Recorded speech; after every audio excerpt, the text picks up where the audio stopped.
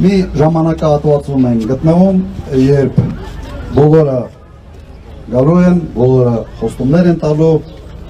ամեն մեկը փորձելու է քարոզել, որ ինքը ճիշտ այն տեխնացուն է, որին պետք է դալ ձեր քվենները։ Ես բնական է ընտրություններ են, բայց ընտրություններում դրված է մի շատ պարզ տրամաբանություն,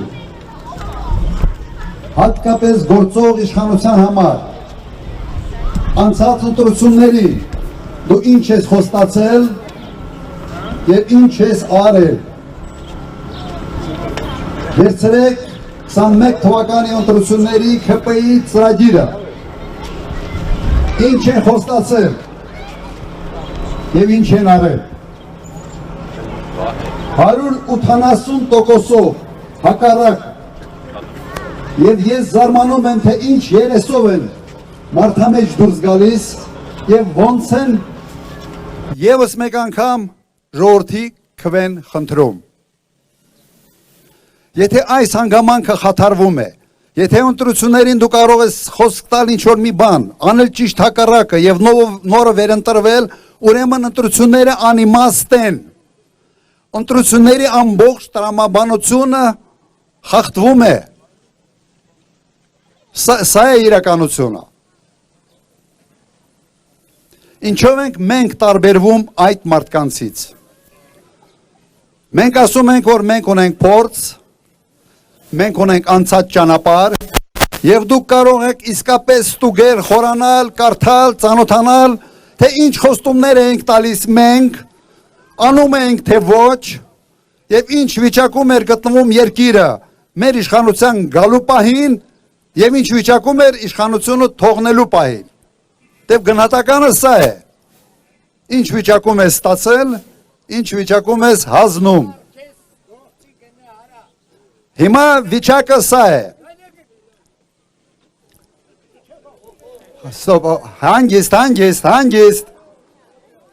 Հանգիստ, ես կխնդրեմ, սադրիչներ են գալու և շատ հանգիստ պետք է այս ամեն ինչին վերաբերվել։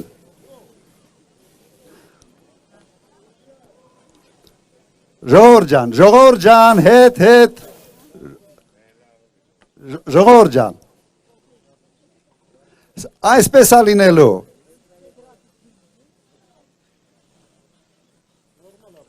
Նորմալ է։ Լավ է։ Ժողովուրդ ջան, սադրիչներ են լինելու, գալու են, փորձելու են մեզ շեղեն մեր ճանապարհից։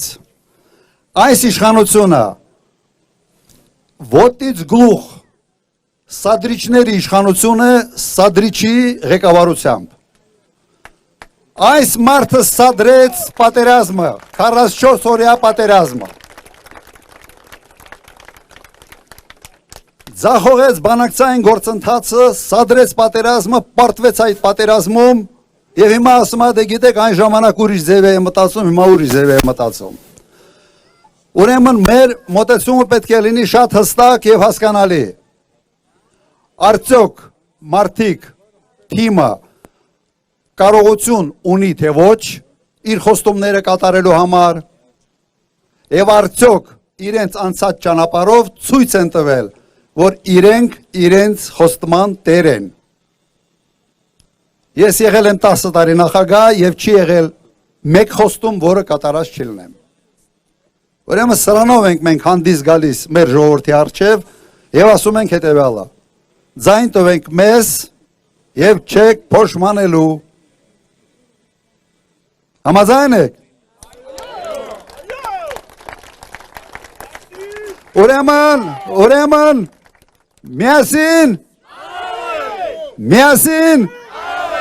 միասին շնորհակալություն, բայց ինչ ենք անում ամսի 7-ին, քվեարկում ենք 17-ին, ինչ ենք անում ամսի 7-ին, 17-ին, և մեկ բան բոլոր իմ հանդիպումների ժամանակ ասելու եմ,